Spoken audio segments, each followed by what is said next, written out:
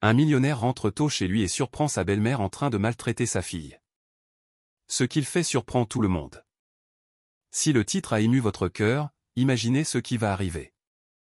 Abonnez-vous à la chaîne, laissez un j'aime, et dites-nous d'où vous nous regardez. L'horloge de parquet dans le hall de marbre affichait 2h30 tandis que la Bentley de Marco Torres parcourait l'allée circulaire de son manoir côtier. Il n'était pas censé rentrer chez lui avant 3h, mais la réunion du conseil d'administration s'était terminée plus tôt. L'idée de rentrer à la maison de manière inattendue le remplissait toujours d'un étrange mélange d'anticipation et d'appréhension. C'était peut-être l'instinct d'exécutif qui l'avait transformé en multimilliardaire à 40 ans. Alors qu'il s'approchait des immenses portes de chêne, un son le figea sur place. Le sanglot d'une petite fille, pas n'importe quel sanglot, mais le gémissement désespéré et déchirant de sa fille de 6 ans, Sofia. Le sang de Marcos se glaça en entendant un autre son qui lui tordit les entrailles. Des mots durs et cruels hurlaient de rage. Stupide, maladroite petite peste. Regarde ce que tu as fait à mon tapis persan. Tu n'es qu'une erreur, tout comme ta mère pathétique. La voix de Victoria cinglait l'air comme un fouet, dur et implacable. La main de Marco se figea sur la poignée de porte.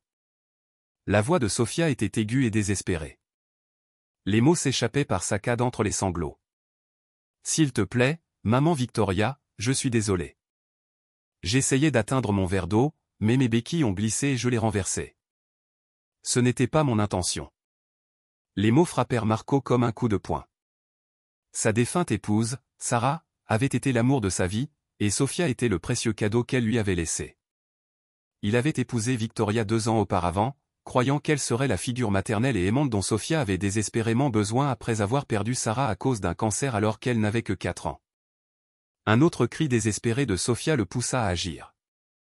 Marco fit irruption par la porte principale et resta figé devant la scène. Au centre de son opulent salon, sa belle-fille était assise recroquevillée sur le sol à côté d'un verre d'eau renversé. Son petit corps tremblait de sanglots. Ses béquilles spéciales roses, celles décorées d'autocollants de papillons qu'elle aimait tant, gisaient éparpillées à ses côtés. Victoria se tenait debout au-dessus d'elle, les bras croisés, le visage défiguré par le dégoût. Victoria. La voix de Marco résonna dans la pièce avec une telle force que les verres de cristal tremblèrent sur le bar en acajou. Que diable se passe-t-il ici? Victoria se retourna brusquement, le visage transformé en un masque de surprise et d'autre chose, la peur.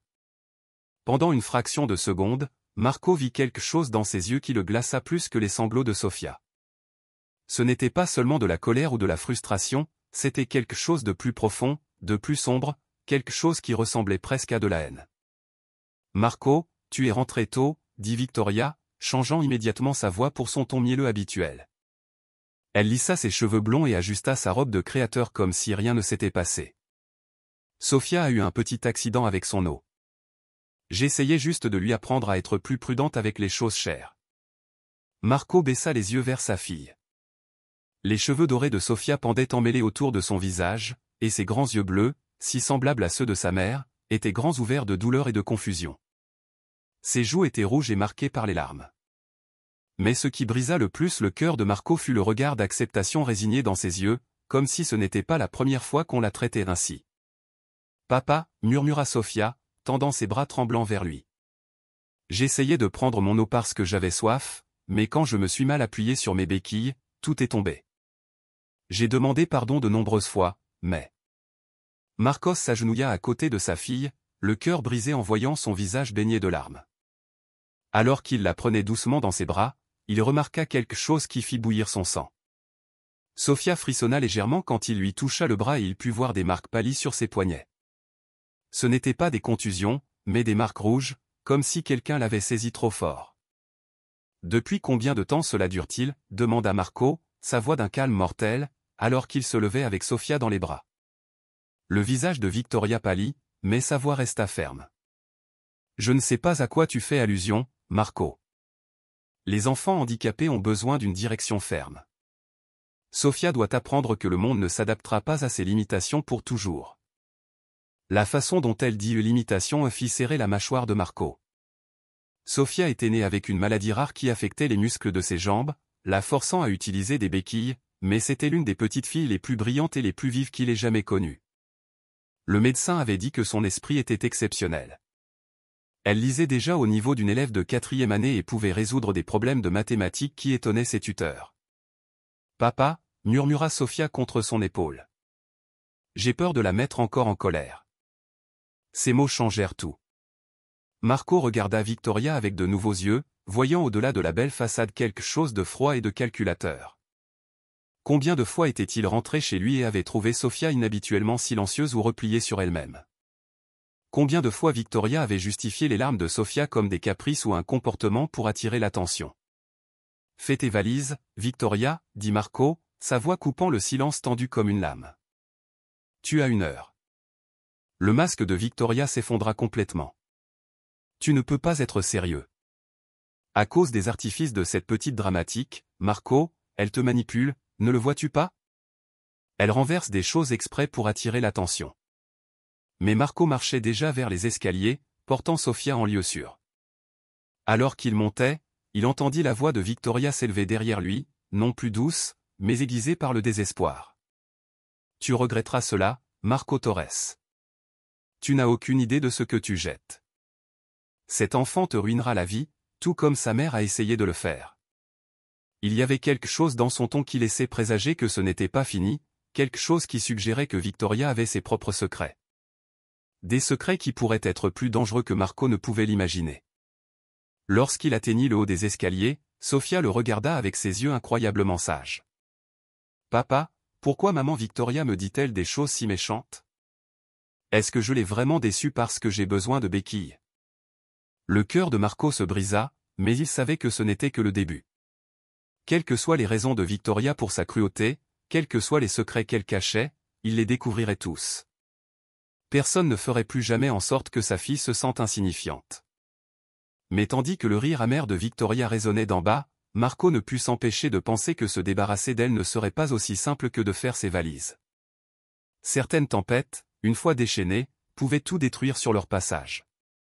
3 heures plus tard, Marco était assis dans son bureau, le téléphone collé à l'oreille, parlant à voix basse avec son chef de la sécurité, tandis que Sophia dormait d'un sommeil agité dans sa chambre au bout du couloir. Les blessures émotionnelles que sa fille avait subies racontaient une histoire qu'il aurait souhaité voir plus tôt, un schéma de manipulation psychologique qui lui soulevait le cœur. « Je veux une enquête complète sur les antécédents de Victoria Acosta, dit Marco à Gem Moral, son chef de la sécurité. Tout, de son enfance à hier. Peu importe le coût. Monsieur, j'ai fait une vérification de base lorsque vous vous êtes fiancé il y a 2 ans. Tout était propre, famille aisée de la capitale, parents décédés, héritière d'une fiducie. Refait-la, plus approfondie cette fois, Marco se frotta les tempes, où un mal de tête commençait à se former. Et je veux tout savoir sur la nuit où ma femme Sarah est décédée. Victoria était là cette nuit-là en tant que soi-disant meilleure amie de Sarah, la réconfortant dans ses dernières heures. Le silence au bout du fil dura assez longtemps pour que la poitrine de Marco se serre. « Monsieur, y a-t-il quelque chose de spécifique que vous recherchez ?» Marco pensa aux paroles de Victoria de tout à l'heure.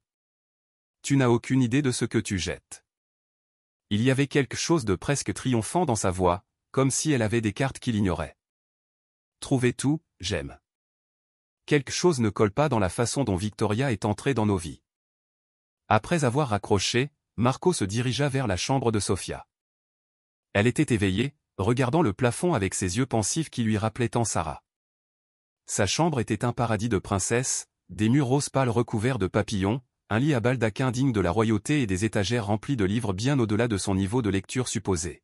« Tu n'arrives pas à dormir, mon ange. » Sophia se tourna vers lui et le cœur de Marco se serra en voyant ses yeux encore rougis par les pleurs de tout à l'heure.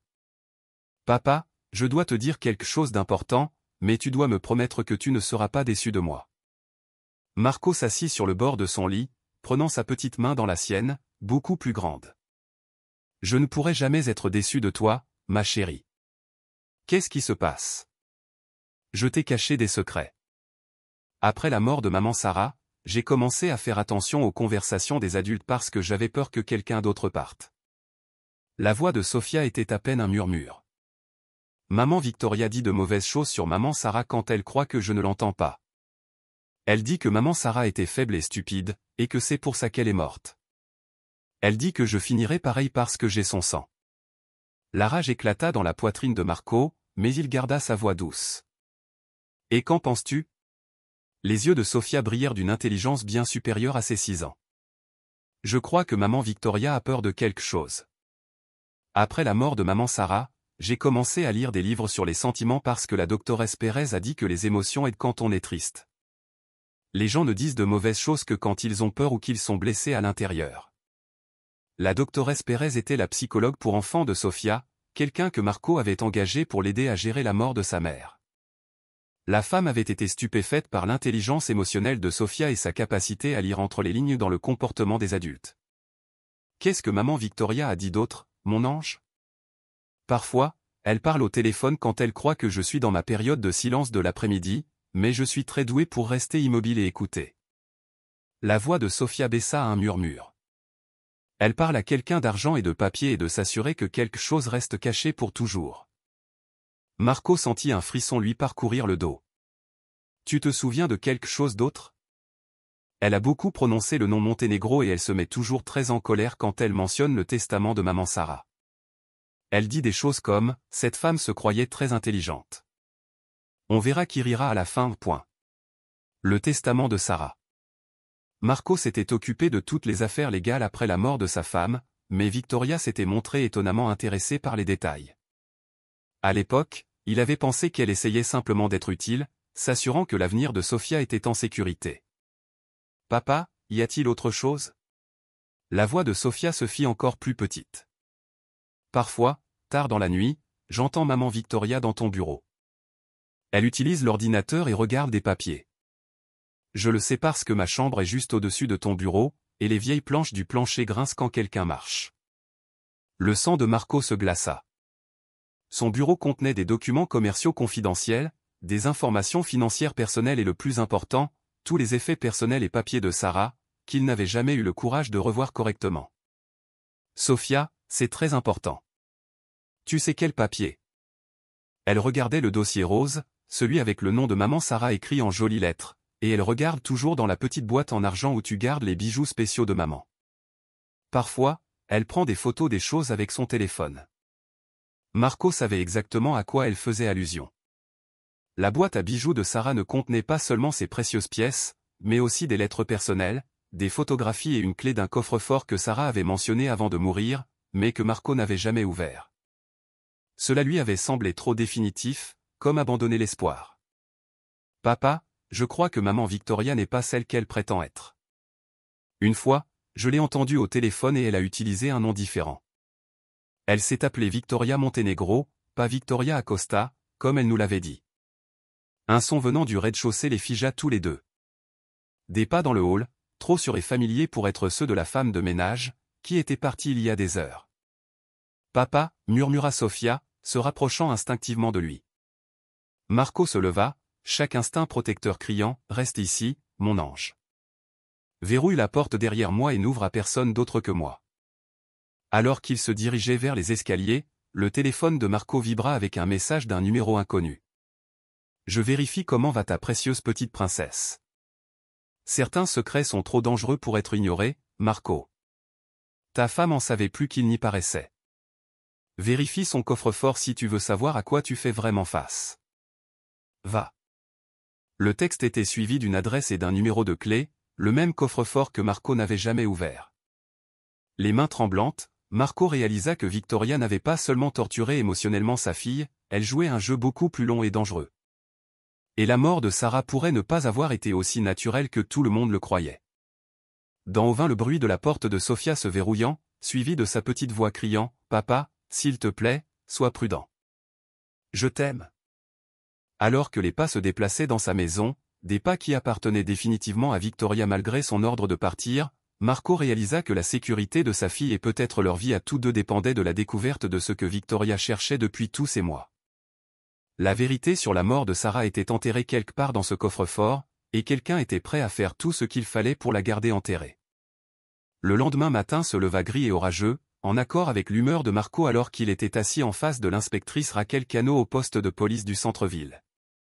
Il avait appelé la police après avoir trouvé des indices clairs que quelqu'un était revenu chez lui la nuit précédente.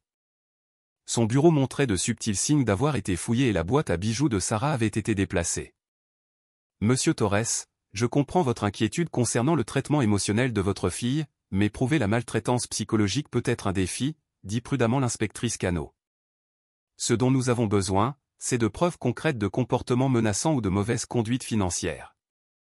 Inspectrice Cano, interrompit Marco, glissant un dossier sur la table métallique. Voici les rapports du pédiatre de Sofia, de ses professeurs et de sa thérapeute.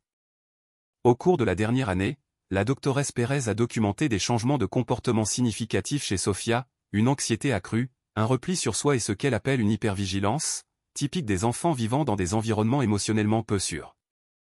L'inspectrice Cano ouvrit le dossier. Ses sourcils se haussèrent en parcourant les documents. Les notes de la doctoresse Pérez mentionnent que Sofia a développé des capacités d'observation de niveau adulte et des comportements de soumission excessive. C'est préoccupant. Il y a plus. J'ai des raisons de croire que Victoria a pu être impliquée dans quelque chose lié à la mort de ma première femme et qu'elle a systématiquement fouillé les effets personnels de Sarah. Il expliqua l'histoire du coffre-fort, les mystérieux appels téléphoniques de Victoria que Sofia avait entendus et le message texte menaçant. L'inspectrice Cano écoutait avec un intérêt croissant. « Monsieur Torres, votre première femme est décédée d'un cancer, c'est exact? Suggérez-vous qu'il y a eu des actes criminels? » Marco hésita. Même le dire à voix haute semblait surréaliste. « Je ne sais pas encore, mais l'oncologue de Sarah, le docteur Miguel Castillo, m'a appelé hier avec des informations inquiétantes. Apparemment, Victoria a rendu visite à Sarah plusieurs fois au cours de sa dernière semaine, lui apportant des suppléments qui, selon elle, aideraient à la douleur. Et le docteur a dit que l'état de Sarah s'était détérioré beaucoup plus rapidement après ces visites. Ses symptômes ont changé d'une manière qui n'était pas cohérente avec la progression de son cancer. Le docteur Castillo a dit qu'il se posait la question depuis 2 ans, mais qu'il ne voulait pas causer plus de douleur en soulevant ses préoccupations. L'inspectrice Cano prit des notes dans son dossier. Nous aurions besoin de preuves substantielles pour suivre cette piste. Avez-vous des preuves concrètes de mauvaise conduite? Marco secoua la tête. La frustration grandissait. Pas encore, mais je vais à ce coffre-fort aujourd'hui. Quoi que Victoria cherchait, quoi que Sarah ait laissé derrière elle, cela pourrait avoir les réponses dont nous avons besoin. Monsieur Torres, je dois mentionner qu'hier soir, après votre appel, nous avons effectué une vérification préliminaire de Victoria Acosta. Il y a quelques divergences dans ses antécédents qui méritent une enquête plus approfondie. Marco se pencha en avant. Quel genre de divergence? L'histoire de la fiducie ne colle pas tout à fait. S'il y a eu une Victoria Acosta de la capitale, cette femme est décédée dans un accident de voiture il y a 5 ans. Votre femme semble avoir usurpé son identité à un moment donné après cela. Les mots frappèrent Marco comme un coup de poing. Alors, qui est-elle vraiment? Nous enquêtons toujours, mais nous pensons que son vrai nom est Victoria Montenegro. C'était une infirmière praticienne autorisée qui a travaillé dans plusieurs hôpitaux avant que sa certification ne soit révoquée dans des circonstances suspectes. Quelles circonstances? L'inspectrice Cano consulta ses notes. Plusieurs décès de patients pendant ses gardes qui n'ont pas pu être entièrement expliqués. Aucune accusation n'a jamais été portée faute de preuves, mais le conseil médical a estimé qu'il y avait suffisamment de préoccupations pour révoquer sa licence. 1 heure plus tard, Marco se trouvait dans la chambre forte stérile de la Banque nationale avec Sofia à ses côtés. Il l'avait amenée en partie pour sa sécurité. Il ne faisait pas confiance à l'idée de la laisser quelque part où Victoria pourrait la trouver. Et en partie parce que Sofia avait insisté sur le fait qu'elle avait le droit de connaître les secrets de sa mère. « Es-tu prête pour cela, mon ange ?» demanda Marco, tenant la clé de Sarah. Sofia hocha solennellement la tête, serrant plus fort ses béquilles. « Maman voulait que nous trouvions ça. Je le sens dans mon cœur. » Le coffre-fort était plus grand que Marco ne l'avait imaginé. À l'intérieur, sous les documents importants de Sarah et quelques bijoux de valeur, il y avait une enveloppe Kraft marquée ou pour Marco si quelque chose m'arrive. À côté, une plus petite enveloppe avec l'étiquette pour Sofia quand elle sera en âge de comprendre. Les mains tremblantes, Marco ouvrit la plus grande enveloppe. À l'intérieur se trouvaient des photographies, des rapports médicaux et une lettre manuscrite de Sarah. Son cœur s'arrêta en lisant la première ligne. « Mon très cher Marco, si tu lis ceci, alors j'avais raison d'avoir peur de Victoria. » Sofia se pencha contre lui pendant qu'il continuait à lire.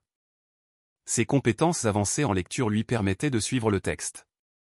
Je sais que ce sera difficile à croire, mais Victoria n'est pas celle qu'elle prétend être. Son vrai nom est Victoria Montenegro et ce n'est pas une héritière de la capitale, c'est une ancienne infirmière qui a perdu sa licence après avoir été soupçonnée d'accélérer la mort de patients dans plusieurs hôpitaux. J'ai engagé un détective privé quand elle a commencé à me rendre régulièrement visite pendant ma maladie. Quelque chose dans son comportement m'a semblé étrange. La façon dont elle insistait pour préparer mes médicaments, les étranges questions sur mon testament et la fiducie de Sofia, et surtout la façon dont elle regardait notre fille quand elle pensait que personne ne l'observait. Marco, je crois que Victoria m'a lentement empoisonné.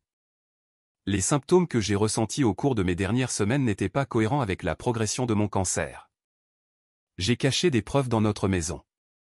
Regarde, derrière le faux panneau dans le placard de notre chambre. Il y a un appareil d'enregistrement qui a capturé plusieurs de ses conversations téléphoniques avec quelqu'un qu'elle appelle Ricardo. La découverte la plus terrifiante est ce que j'ai appris sur ses véritables intentions. Victoria voit Sofia comme un obstacle à l'accès à ma fiducie et à ta fortune. Le testament que j'ai déposé le mois dernier laisse tout à Sofia jusqu'à ses 25 ans, avec toi comme fiduciaire. Victoria ne reçoit rien si elle n'est pas mariée à toi, et encore moins si quelque chose vous arrive à tous les deux. Je suis vraiment désolé de ne pas pouvoir vous protéger moi-même, mais s'il te plaît, ne la laisse pas gagner, ne la laisse pas blesser notre précieux enfant. Il y a plus de preuves dans la plus petite enveloppe, mais attends que Sofia soit plus grande pour les partager avec elle. Avec tout mon amour. Toujours. Sarah. PS. Le docteur Miguel Castillo a posé des questions sur mon traitement. C'est un homme bon qui s'est vraiment soucié de m'aider. Fais-lui confiance si tu as besoin d'une expertise médicale pour prouver ce que Victoria a fait. Les mains de Marco tremblaient si violemment qu'il pouvait à peine tenir la lettre. Sofia, lisant par-dessus son épaule avec ses capacités avancées, était devenue très pâle, mais restait remarquablement sereine. « Papa » murmura-t-elle. Maman savait que maman Victoria était dangereuse. Parmi les autres documents figuraient des relevés bancaires montrant d'importants paiements à Victoria sous son vrai nom, remontant à 8 mois avant la mort de Sarah. Il y avait aussi des rapports médicaux de 3 hôpitaux différents où Victoria avait travaillé, tous montrant des schémas de décès inexpliqués de patients pendant ses gardes. Ce qui souleva le cœur de Marco fut une photocopie d'une recherche que Victoria avait apparemment menée. Des recherches sur Internet sur les maladies héréditaires, les polices d'assurance vie pour enfants et les méthodes pour faire paraître les accidents naturels. Mais la découverte la plus glaçante fut une note manuscrite de Victoria. La condition de l'enfant est l'alibi parfait. Les accidents arrivent tout le temps aux enfants handicapés. Personne ne remet en question une tragédie quand elle semble inévitable. Marco sentit Sofia se raidir à ses côtés en lisant ces mots. « Papa, c'est à propos de moi. » Avant que Marco ne puisse répondre, son téléphone sonna. Numéro inconnu. Marco, la voix de Victoria était différente maintenant, froide, calculatrice, sans prétention de douceur. « Je suppose que tu as été occupé ce matin à jouer au détective. »« Victoria, où es-tu ? » ?»« Assez près pour savoir que tu as visité la banque. »« Tu as apprécié lire les fantaisies paranoïaques de Sarah. »« Elle a toujours été trop méfiante pour son propre bien. »« Tu l'as tuée ? » Ce n'était pas une question. Victoria rit, un son dénué de toute chaleur. « Sarah était mourante de toute façon, Marco. Je l'ai juste un peu aidée. J'ai épargné beaucoup de souffrance à tout le monde, très miséricordieux en fait. Et tu avais aussi l'intention de faire du mal à Sofia. Sofia est une complication qui doit être résolue. As-tu idée de l'argent que représente cet enfant ? Toute ta fortune, Marco. Dans les bonnes circonstances, je pourrais tout hériter. Marco sentit Sofia se serrer contre lui. Son petit corps tremblait, mais son visage était déterminé. Tu es malade, Victoria. Je suis pragmatique. Je prévois cela depuis 2 ans, Marco. Depuis que j'ai découvert la fiducie de Sarah grâce au dossier de l'hôpital. Tu crois vraiment que notre rencontre était une coïncidence ? Le cancer de ta femme n'était qu'une opportunité qui s'est présentée à moi.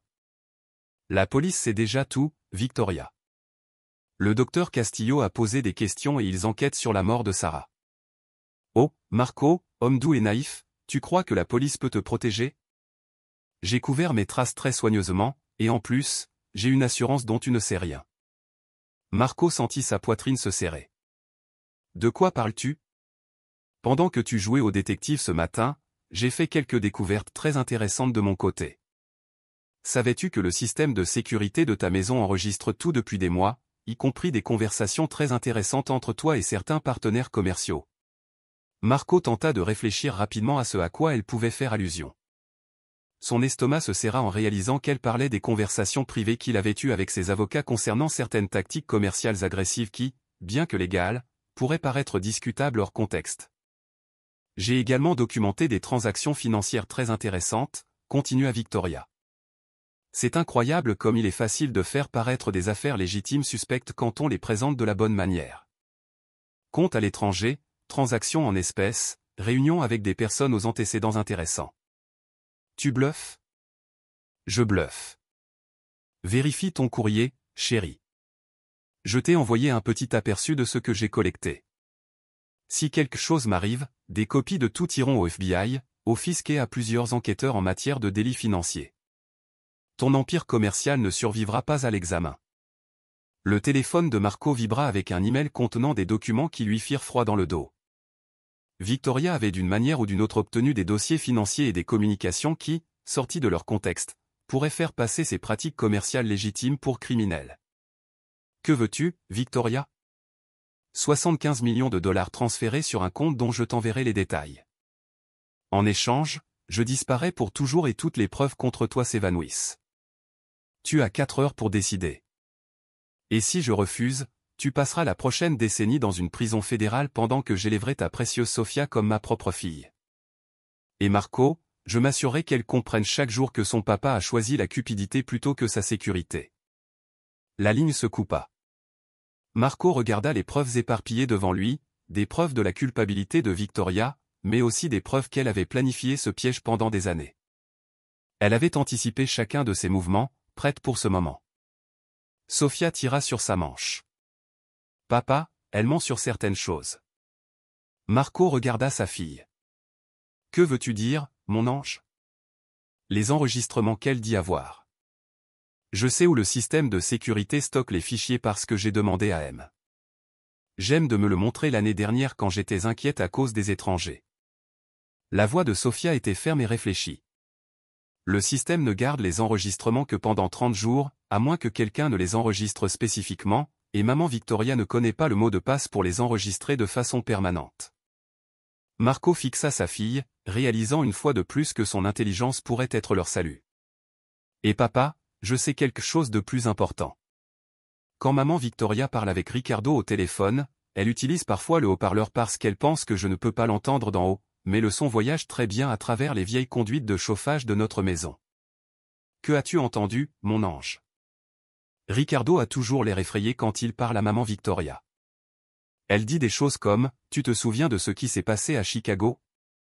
Tu veux que l'enquête sur l'incendie soit rouverte ?» Il fait tout ce qu'elle lui dit. Marco sentit une étincelle d'espoir.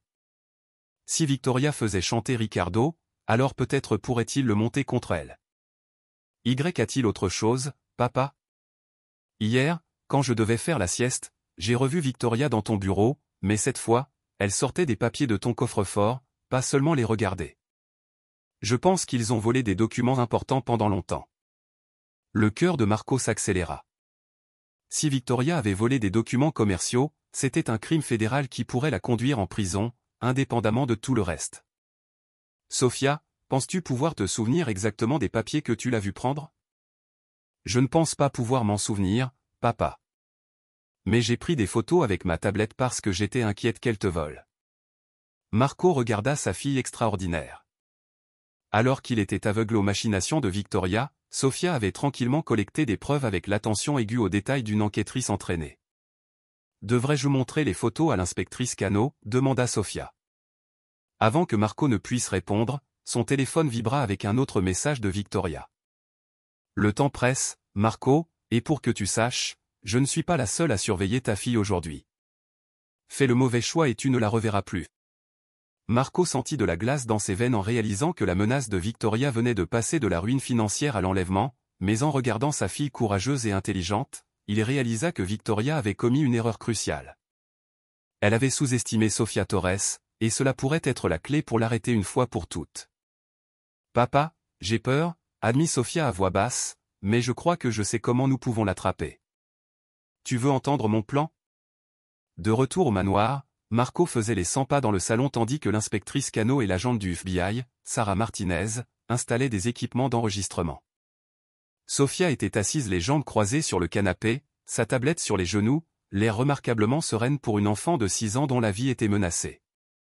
Monsieur Torres, dit l'agente Martinez, examinant les preuves qu'ils avaient rapportées de la banque.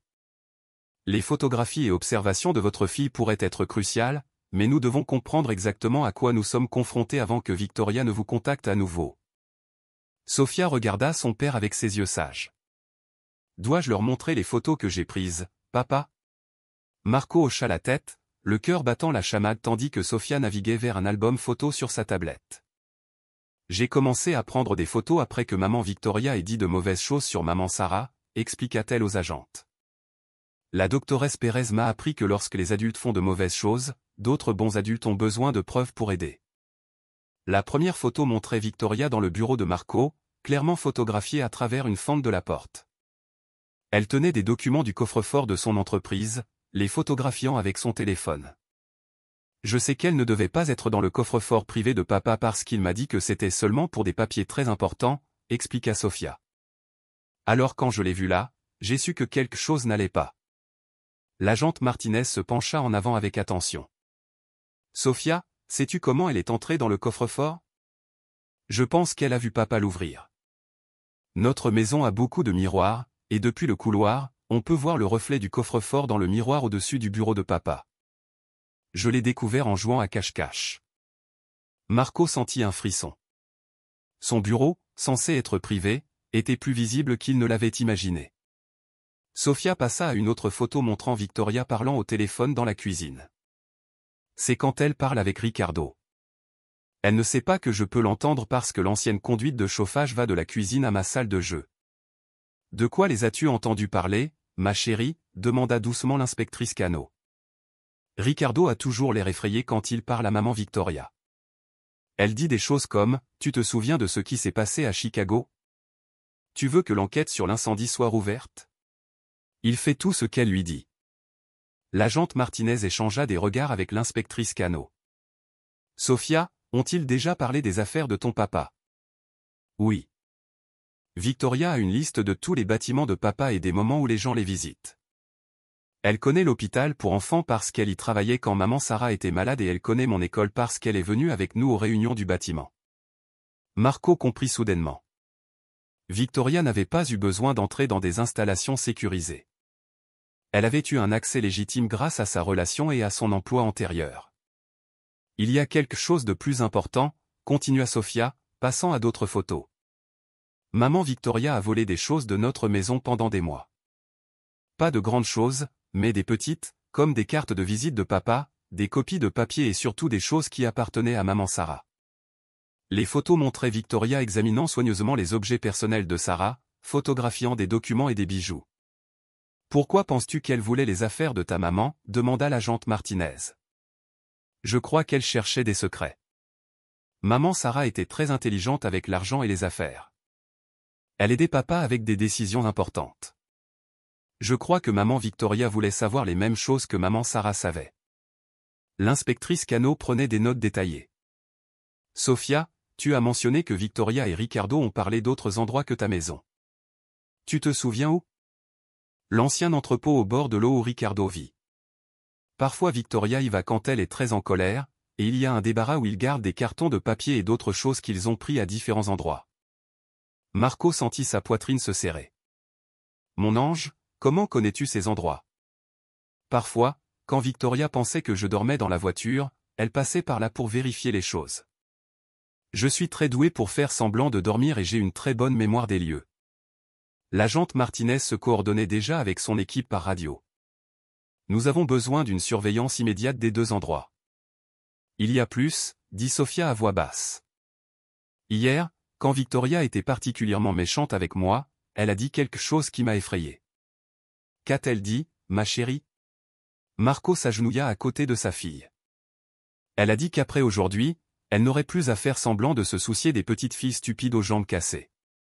Elle a dit qu'elle aurait bientôt assez d'argent pour partir loin et vivre comme une reine. La pièce devint silencieuse tandis que tous traitaient les implications. Mais je crois qu'elle ment sur certaines choses, continua Sophia. Quand les gens mentent beaucoup, ils commencent à faire des erreurs. Victoria a fait beaucoup d'erreurs. Quel genre d'erreur, demanda l'inspectrice Cano. Elle m'a dit qu'elle avait grandi dans la capitale, mais elle ne sait pas des choses que quelqu'un de la capitale saurait. Et elle a dit que ses parents étaient morts dans un accident de voiture. Mais une fois, quand elle parlait au téléphone, elle a parlé à quelqu'un qu'elle a appelé maman et s'est plainte de ne pas avoir assez d'argent. Marco regarda sa fille avec étonnement. Alors que Victoria jouait à des jeux psychologiques avec une enfant de 6 ans, Sophia avait tranquillement catalogué les incohérences avec l'attention aiguë aux détails d'une enquêtrice entraînée. De plus, ajouta Sophia, elle dit qu'elle aime papa, mais elle ne se comporte bien que quand d'autres personnes regardent. Quand nous sommes juste elle et moi, elle dit des choses comme « Ton papa est trop stupide pour voir ce qu'il a devant lui, et toute cette famille mérite ce qui va lui arriver. » L'agente Martinez prenait des notes rapidement. « Sophia, penses-tu que Victoria sait que tu as prêté attention à toutes ces choses ? » Non, parce que les adultes pensent généralement que les enfants ne comprennent pas les choses importantes. Mais maman Sarah m'a appris qu'être petite ne signifie pas être stupide.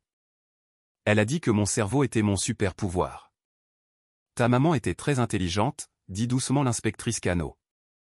Elle me manque chaque jour, dit simplement Sophia.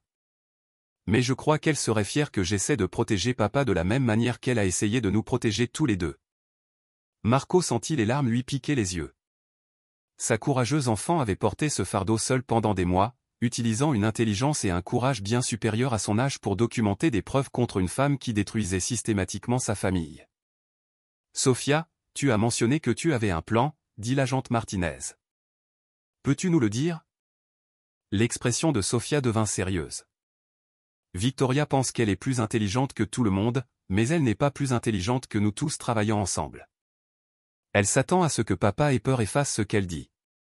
Mais si nous faisions semblant de lui donner ce qu'elle veut et ensuite nous l'attrapions quand elle pense qu'elle est en sécurité ? C'est très dangereux, mon ange, dit Marco. Mais papa, elle prévoit déjà de faire du mal aux gens. Que nous lui donnions l'argent ou non ? Je l'ai entendu dire à Ricardo que les détails inachevés doivent être réglés de façon permanente. Cela signifie qu'elle va quand même essayer de nous faire du mal. Les adultes échangèrent des regards inquiets. Sophia avait raison. Victoria avait déjà franchi trop de limites pour simplement disparaître avec l'argent. À quoi penses-tu exactement, Sophia ? Demanda l'agente Martinez. Victoria veut que papa la rencontre quelque part pour lui donner l'argent, n'est-ce pas ? Mais si nous organisons la rencontre dans un endroit où beaucoup de bonnes personnes peuvent l'attraper ? Et si nous nous assurons qu'elle dise toutes les mauvaises choses qu'elle a faites à voix haute pour que tout le monde puisse l'entendre ? Marco regarda sa fille avec un mélange de fierté et de terreur. Comment ferions-nous cela ? Eh bien, Victoria veut vraiment dire à papa à quel point elle est intelligente et comment elle a trompé tout le monde. Les gens qui se croient plus intelligents que les autres veulent toujours s'en vanter. Si papa agit effrayé et lui pose des questions, elle racontera probablement tout. L'agente Martinez hocha lentement la tête. C'est en fait une évaluation psychologique solide. La plupart des criminels dans la position de Victoria veulent se délecter de leur succès. Et, continua Sophia, si nous choisissons le bon endroit pour la rencontre, la police peut se cacher à proximité pour tout entendre et l'attraper quand elle avouera. L'inspectrice Cano se pencha en avant. Sophia, où penses-tu que ce serait un bon endroit pour cette rencontre ? L'hôpital pour enfants où maman Sarah allait. Victoria connaît très bien cet endroit, alors elle s'y sentira en sécurité. Mais c'est aussi un endroit où beaucoup de gens travaillent, alors la police peut faire semblant d'être des médecins et des infirmières. Marco fut étonné par la pensée stratégique de sa fille. Mon ange, c'est incroyablement intelligent, mais aussi très dangereux. Et si quelque chose tourne mal, papa, quelque chose ne va déjà pas. Victoria va continuer à faire du mal aux gens jusqu'à ce que quelqu'un l'arrête. Et je crois que maman Sarah aurait voulu que nous soyons assez courageux pour nous assurer qu'aucune autre famille ne soit blessée comme la nôtre. Comme si leur conversation l'avait invoqué, le téléphone de Marco sonna. Victoria, mets-le en haut-parleur, ordonna l'agente Martinez, faisant signe à tous de se taire. Bonjour, Victoria, répondit Marco d'une voix soigneusement contrôlée. As-tu pris ta décision, chérie? Le temps presse et je ne suis pas connu pour ma patience. J'ai besoin de te voir en personne pour discuter des termes, dit Marco, suivant le script que l'agente Martinez avait rapidement écrit sur un bloc-notes. C'est trop important pour des appels téléphoniques. Victoria resta silencieuse un instant. Intéressant. Tu essaies de négocier. Je suppose que c'est ce que font les hommes d'affaires prospères. Je veux m'assurer de comprendre exactement ce que tu veux et ce que tu offres en retour. Très bien. Il y a une cafétéria à l'hôpital pour enfants, le même endroit où ta chère Sarah a passé ces dernières semaines. Que c'est poétique. Retrouve-moi là-bas dans 2 heures. Pourquoi là? Le rire de Victoria fut froid. Parce que ça m'amuse, Marco, et parce que c'est un endroit avec des souvenirs heureux pour moi. Une partie de mon meilleur travail a été faite dans cet hôpital. La ligne se coupa. L'agente Martinez se coordonnait déjà avec son équipe. Nous pouvons positionner des agents comme personnel de l'hôpital dans 1 heure. Et Sofia, demanda Marco. Je ne la mettrai pas en danger. En fait, papa, dit Sofia à voix basse. Je crois que je devrais y aller aussi. Absolument pas. Écoute-moi, dit Sofia avec une fermeté surprenante. Victoria s'attendra à ce que tu sois effrayée et seule.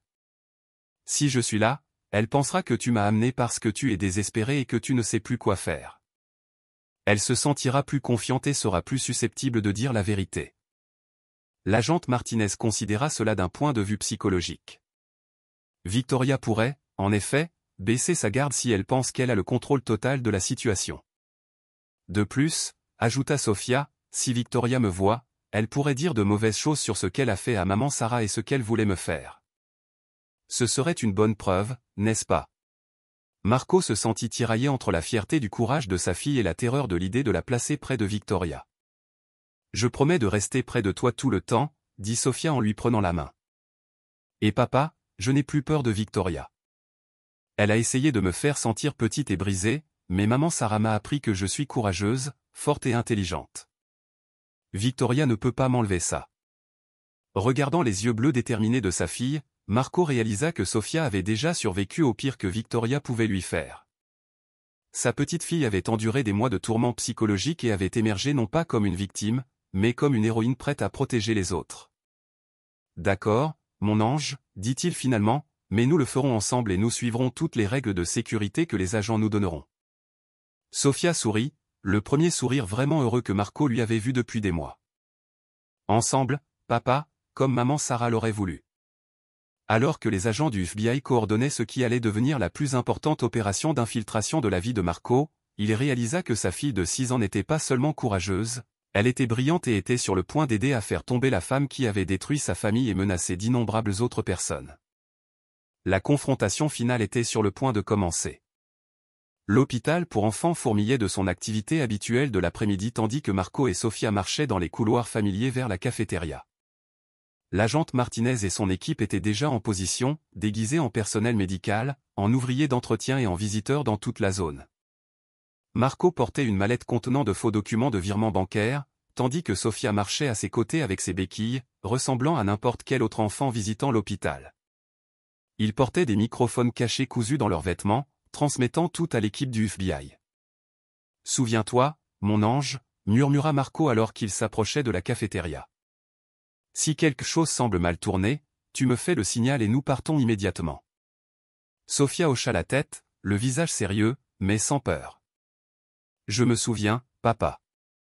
Je toucherai mon collier de papillon si je veux partir. » Ils trouvèrent Victoria assise à une table de coin, ressemblant en tout point à la belle-mère affligée avec sa robe noire et ses bijoux discrets.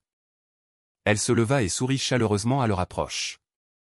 Mais Marco pouvait voir la froideur dans ses yeux, à laquelle il avait été aveugle si longtemps. « Marco, chérie, dit-elle en ouvrant les bras comme pour une étreinte. Et la douce petite Sofia. Je ne m'attendais pas à ce que tu l'amènes. Je vais partout avec papa maintenant, dit simplement Sofia, s'asseyant sur une chaise avec ses béquilles à côté d'elle. Je n'aime pas être loin de lui. Le sourire de Victoria vacilla légèrement. Bien sûr, ma chérie. Après le malentendu d'hier, je suis sûr que tu te sens un peu confuse. Je ne suis pas confuse, répondit calmement Sofia. Je comprends tout parfaitement. Marcos s'assit, posant la mallette sur la table. Victoria, allons droit au but. Que veux-tu exactement et qu'offres-tu en retour? Victoria regarda autour de la cafétéria, observant les autres clients. 75 millions de dollars. Comme je te l'ai dit, en échange, je disparais pour toujours et toutes les preuves problématiques que j'ai collectées disparaissent avec moi. Quelles preuves? Demanda Marco, suivant les instructions de l'agente Martinez pour faire parler Victoria. Oh, Marco, par où commencer? Les yeux de Victoria brillèrent de satisfaction. Commençons par la mort de ta femme. Savais-tu que Sarah m'a soupçonné pendant des semaines avant de mourir? Elle a même engagé un détective privé. Qu'a trouvé l'enquêteur? Rien d'utile, malheureusement pour Sarah, mais ses soupçons étaient tout à fait corrects. J'introduisais lentement certaines substances dans son régime médicamenteux. Rien de dramatique, juste assez pour accélérer ce qui était déjà en train de se produire. Marco sentit la rage monter en lui, mais il se força à rester calme. Pourquoi ferais-tu ça? Parce que Sarah mettait trop de temps à mourir et que ma patience s'épuisait. As-tu idée à quel point il est épuisant de jouer le rôle d'amie compréhensive avec quelqu'un que l'on méprise? Elle était si faible, si pathétique, toujours à parler de sa précieuse fille et de son merveilleux mari. Sofia était restée très immobile à côté de Marco, mais sa voix était ferme quand elle parla. Tu détestais ma maman. Victoria se tourna vers Sofia avec un sourire qui fit hérisser la peau de Marco. Haïr est un mot très fort, ma chérie. Je la trouvais simplement inutile. Elle avait tout ce que je voulais et était trop faible pour l'apprécier. Ce que je ne comprends pas, dit Marco, c'est comment tu as tout planifié. Comment as-tu même su pour la maladie de Sarah? Victoria rit, appréciant clairement l'occasion d'expliquer sa ruse. Oh, Marco, c'était merveilleusement simple. Je travaillais à l'hôpital quand Sarah est venue pour la première fois pour des examens. J'ai vu son dossier médical, j'ai vu à quel point son mari était riche, et j'ai réalisé que c'était ma chance. Ta chance pourquoi? Pour enfin obtenir ce que je méritais. Sais-tu ce que c'est de passer toute ta vie à regarder d'autres personnes tout recevoir pendant que tu te donnes du mal pour des miettes? Alors tu as décidé de t'immiscer dans nos vies. J'ai fait des recherches sur toute votre famille. J'ai appris sur les amis de Sarah, ses intérêts, son travail bénévole. Puis je suis simplement devenu le genre de personne avec qui elle voudrait être amie. C'était remarquablement facile. Marco se sentit malade en réalisant à quel point toute la relation de Victoria avec sa famille avait été calculée. Et une fois que Sarah t'a fait confiance. Une fois qu'elle m'a fait confiance, j'ai eu accès à tout. Ta maison, tes informations financières, tes contacts commerciaux. Sarah était si reconnaissante de mon amitié pendant sa maladie qu'elle n'a jamais remis en question mon intérêt pour les affaires familiales. Sofia parla à nouveau, sa voix avec une maturité bien supérieure à ses 6 ans. Tu as été méchante avec moi parce que tu voulais l'argent de mon papa. Le masque de Victoria s'effondra complètement alors qu'elle regardait Sofia. Tu étais un obstacle, petite, un obstacle très gênant. Savais-tu que si quelque chose de tragique t'arrivait, ton père hériterait de ta fiducie? Et si ensuite quelque chose arrivait à ton père, sa veuve affligée hériterait de tout. Tu avais l'intention de nous tuer tous les deux, dit Marco, sa voix d'un calme mortel. Finalement oui, mais hier tu m'as forcé la main avec ta démonstration dramatique de protection. Sérieusement, Marco, me virer pour un peu de discipline? L'enfant a besoin d'apprendre sa place dans le monde. Sa place. Les enfants handicapés nécessitent une manipulation ferme. Ils doivent comprendre que le monde ne s'adaptera pas à leurs limitations pour toujours. En réalité, je lui rendais service en lui apprenant cela dès son plus jeune âge. Marco vit les mains de Sofia se serrer en petits poings, mais elle resta silencieuse. Mais maintenant, continua Victoria, grâce à ton interférence, je dois accélérer mon calendrier, ce qui nous amène à l'accord commercial d'aujourd'hui. Et si je refuse de payer? Le sourire de Victoria devint prédateur. Alors plusieurs choses très intéressantes se produisent. Premièrement, les preuves que j'ai collectées sur tes pratiques commerciales sont livrées aux enquêteurs fédéraux. Comptabilité créative, transactions à l'étranger, pot de vin déguisé en honoraires de consultation. Peu importe que la plupart soient légales, mais douteuses. L'enquête à elle seule te détruira. Et pendant que tu seras aux prises avec des agents fédéraux, je demanderai la garde d'urgence de la pauvre petite Sofia. Après tout, son père fait l'objet d'une enquête pour délit financier et elle a besoin d'un environnement familial stable. Sofia regarda Victoria avec ses yeux bleus sages. Tu ne peux pas prendre soin de moi. Tu ne m'aimes pas, n'est-ce pas? Victoria rit durement. L'amour est pour les faibles comme ta mère, ma chérie. Je prendrai soin de toi de la même manière que j'ai pris soin d'elle, efficacement et de façon permanente. Les mots restèrent en suspens dans l'air comme un aveu de meurtre. Marcos se pencha en avant. Tu admets avoir tué Sarah. J'admets avoir aidé une femme mourante à trouver la paix. Des choses très différentes légalement parlant. Et tu menaces de tuer Sofia. Je signale simplement que des accidents arrivent aux enfants handicapés. Tragique, mais pas inattendu. De l'autre côté de la cafétéria, l'agente Martinez fit un subtil signe de la main. Ils avaient tout ce dont ils avaient besoin. Et il n'y a qu'un seul problème avec ton plan, Victoria, dit Marco. Ah, et quel est-il? Sofia sourit pour la première fois depuis qu'il s'était assis. Tu as oublié que les filles intelligentes deviennent des femmes intelligentes. Et ma maman m'a appris que les brutes sont juste des gens effrayés qui font semblant d'être forts.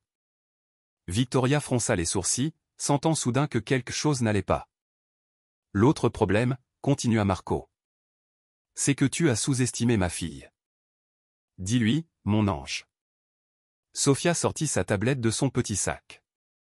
J'ai enregistré tout ce que tu as dit, maman Victoria, comme la police me l'a appris. Le visage de Victoria devint blanc. Petite morveuse, donne-moi cet appareil. Elle se jeta sur la table vers Sofia, mais avant qu'elle ne puisse l'atteindre, l'agente Martinez et 3 autres agents du FBI avaient encerclé leur table. Victoria Montenegro, vous êtes arrêtée pour le meurtre de Sarah Torres. Complot en vue de commettre un meurtre. Fraude et menaces terroristes, annonça l'agente Martinez en sortant des menottes. Le visage de Victoria se crispa de rage en réalisant qu'elle était prise au piège. C'est un piège. Vous ne pouvez rien utiliser de ce que j'ai dit ici. En fait, répondit calmement l'agente Martinez. Tout ce que vous avez dit était un aveu volontaire de multiples crimes graves, enregistrés avec le consentement des autres parties présentes. Alors que Victoria était menottée et qu'on lui lisait ses droits, elle lança un dernier regard empoisonné vers Sofia. Tu crois avoir gagné, petit monstre? Il y en a d'autres qui savent ce que tu vaux. Ce n'est pas fini. Oui, c'est fini, dit Sofia à voix basse. Parce que les méchants perdent toujours quand les bonnes personnes travaillent ensemble. Alors qu'on emmenait Victoria, Marco s'agenouilla à côté de sa fille et la serra fort dans ses bras. Tu as été si courageuse, mon ange. Incroyablement courageuse.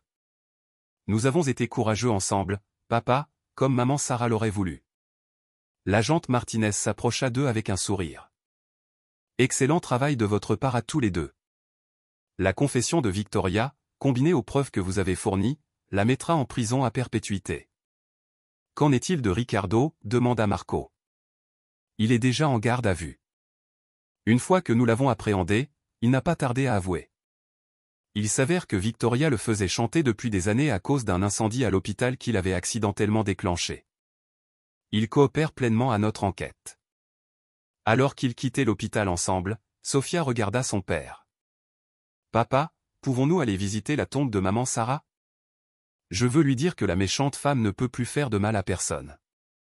Marco sentit des larmes monter à ses yeux. Bien sûr, mon ange. Je crois qu'elle aimerait beaucoup. 6 mois plus tard, Marco était dans le bureau rénové de sa maison, regardant le jardin où Sofia jouait avec le docteur Miguel Castillo, devenu un visiteur régulier depuis le procès. L'homme, autrefois l'oncologue de Sarah, s'était révélé être le père biologique de Sofia. Et bien que la confirmation de l'ADN ait été une surprise, elle avait apporté une joie inattendue à leur famille élargie. La transformation de leur vie avait été remarquable. Avec le procès de Victoria terminé et sa condamnation à perpétuité prononcée, un poids s'était levé de Marco et Sofia. Un poids dont aucun d'eux n'avait réalisé qu'il le portait. La maison se sentait plus légère, plus chaleureuse, remplie de rire, au lieu de la tension qui avait dominé leur vie pendant 2 ans. Papa, appela Sofia depuis le jardin où elle enseignait au docteur Castillo, oncle Miguel, comme elle avait commencé à l'appeler, comment planter correctement les fleurs pour les papillons. Viens voir, Les papillons sont revenus. Marco sourit en observant sa fille se déplacer avec confiance dans le jardin. La physiothérapie qu'elle avait subie après l'arrestation de Victoria avait considérablement renforcé ses jambes.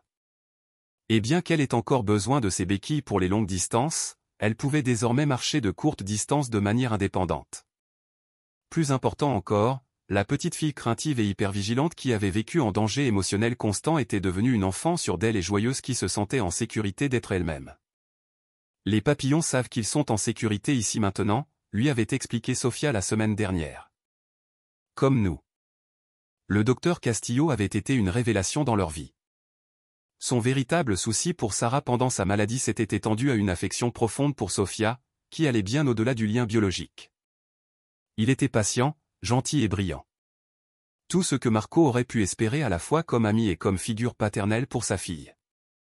Marco, appela le docteur Castillo. Tu dois voir ça. Sofia a créé tout un écosystème conçu pour attirer des espèces spécifiques de papillons. Elle a fait des recherches sur leurs modèles de migration et leurs plantes préférées. Marcos les rejoignit dans le jardin, s'émerveillant une fois de plus de l'intelligence et de la détermination de sa fille.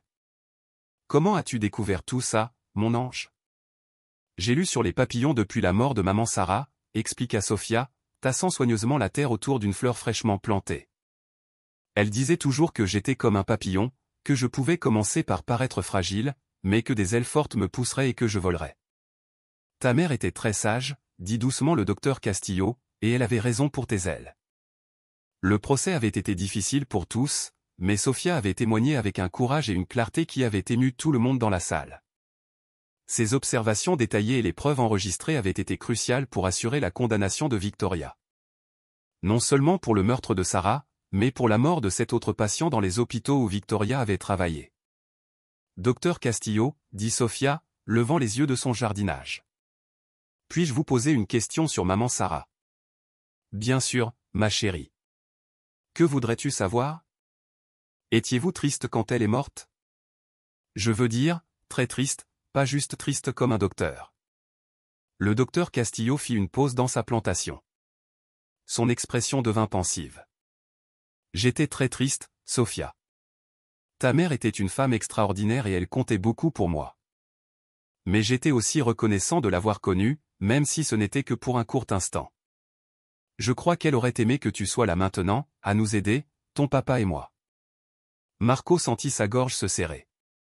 La relation qui se développait entre le docteur Castillo et sa famille semblait naturelle et juste, comme si Sarah elle-même avait en quelque sorte orchestré cette guérison pour eux tous. J'ai quelque chose à vous montrer à tous les deux, dit le docteur Castillo en fouillant dans la poche de sa veste. J'attendais le bon moment. Il sortit une petite boîte en velours et la tendit à Sofia. C'était à ta mère. Elle me l'a donnée lors d'une de nos conversations avant que tu ne naisses. Elle a dit que si jamais quelque chose lui arrivait, je devais m'assurer que tu le reçoives quand tu serais assez grande pour comprendre son importance. Sofia ouvrit la boîte avec soin, révélant un délicat pendentif papillon sur une chaîne en argent. À l'intérieur du pendentif se trouvait une minuscule photo de Sofia bébé. Elle le savait, murmura Sofia, les yeux grands ouverts d'émerveillement. Elle savait quoi, mon ange, demanda Marco. Elle savait que vous étiez mon autre papa, dit Sofia au docteur Castillo. C'est pour ça qu'elle voulait que vous me gardiez ça. Le docteur Castillo hocha la tête, les yeux brillants de larmes contenues. Ta mère était très perspicace. Elle l'a découvert avant que je n'aie le courage de le lui dire. Elle n'était pas en colère. Elle était reconnaissante que tu es toujours une autre personne au monde qui t'aime complètement. Marco observa le docteur Castillo attacher le collier autour du cou de Sofia. L'image de sa fille portant le pendentif de sa mère, entourée du jardin de papillons qu'elle avait créé, le remplit d'une paix qu'il n'avait pas ressentie depuis la mort de Sarah. Papa, dit Sofia en se tournant vers Marco. J'ai pensé à quelque chose d'important. À quoi, ma chérie? Je veux faire quelque chose pour aider d'autres enfants comme moi. Des enfants qui pourraient avoir peur parce que des adultes méchants leur font du mal. Marco s'agenouilla à la hauteur de sa fille. Que avais-tu en tête? Eh bien, j'ai beaucoup appris sur la façon de savoir quand les adultes mentent ou sont méchants, et je sais comment recueillir des preuves et parler aux policiers. Je pourrais peut-être enseigner ces choses à d'autres enfants aussi. Le docteur Castillo sourit. C'est une idée merveilleuse, Sophia. Il existe des organisations qui travaillent avec des enfants en difficulté. Elles seraient très intéressées par tes idées. Vraiment? Le visage de Sophia s'illumina d'excitation. Parce que je pensais aussi, et si nous transformions une partie de notre maison en un endroit où les enfants pourraient venir quand ils ont peur? Nous avons beaucoup de chambres et oncle Miguel dit que le jardin de papillons a un effet calmant sur les gens. Marco sentit son cœur se gonfler de fierté. Sa fille, qui avait survécu à la torture psychologique et en était sortie plus forte, voulait maintenant utiliser son expérience pour aider les autres. Je crois que c'est une idée précieuse, mon ange. Nous allons l'étudier. Et papa, je veux écrire un livre sur maman Sarah. Pas sur les parties tristes, mais sur la façon dont elle m'a appris à être courageuse, intelligente et gentille. D'autres enfants qui perdent leur maman pourraient vouloir le lire. Marco dut cligner des yeux pour retenir ses larmes. Je crois que maman Sarah adorerait. Alors que le soleil de l'après-midi commençait à se coucher, projetant une lumière dorée à travers le jardin de papillons, Marco réfléchit au voyage qui les avait menés à ce moment. La méchanceté de Victoria avait presque détruit sa famille, mais en se défendant, ils avaient découvert des forces qu'ils ne soupçonnaient pas posséder. Sophia était passée d'une enfant effrayée et maltraitée à une jeune fille sûre d'elle, avec un sens clair de son objectif. Marco avait appris que la vraie richesse ne se mesurait pas en compte bancaire, mais en l'amour et la confiance des personnes qui comptaient le plus.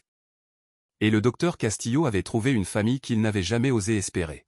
« Papa » dit Sophia, se penchant contre lui tandis qu'il regardait les papillons danser parmi les fleurs. « Je crois que notre histoire a une fin heureuse après tout. »« Qu'est-ce qui te fait dire ça, mon ange ?»« Parce que nous avons appris que l'amour est plus fort que la haine. La vérité est plus forte que les mensonges. Et les familles ne sont pas seulement celles avec qui tu es né, elles sont celles qui choisissent de t'aimer. » Marco regarda sa petite famille parfaite, lui-même, sa brillante fille et le bon homme qui les avait aidés à guérir.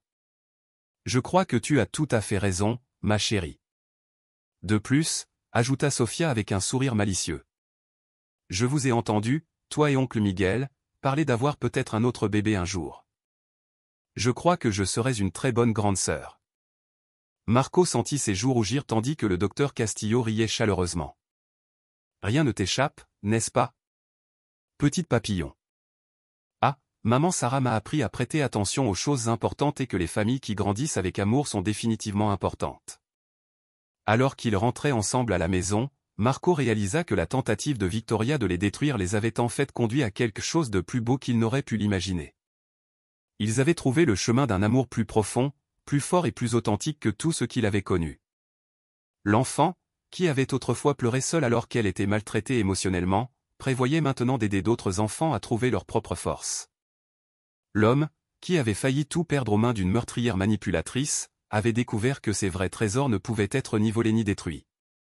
Et quelque part, Marco aimait croire que Sarah les observait tous avec un sourire, sachant que son sacrifice n'avait pas été vain. Sa fille était en sécurité, heureuse et aimée, non seulement par un père, mais par deux hommes qui la protégeraient de leur vie. « Papa » dit Sophia alors qu'ils arrivaient à la porte d'entrée de leur maison. « J'aime notre famille exactement comme elle est maintenant. »« Moi aussi, mon ange » répondit Marco, le cœur débordant. « Moi aussi. » À l'intérieur de la maison, les trois se sont installés dans leur routine du soir. Les devoirs sur la table de la cuisine. Le docteur Castillo aidant Sophia avec un projet scientifique pendant que Marco préparait le dîner.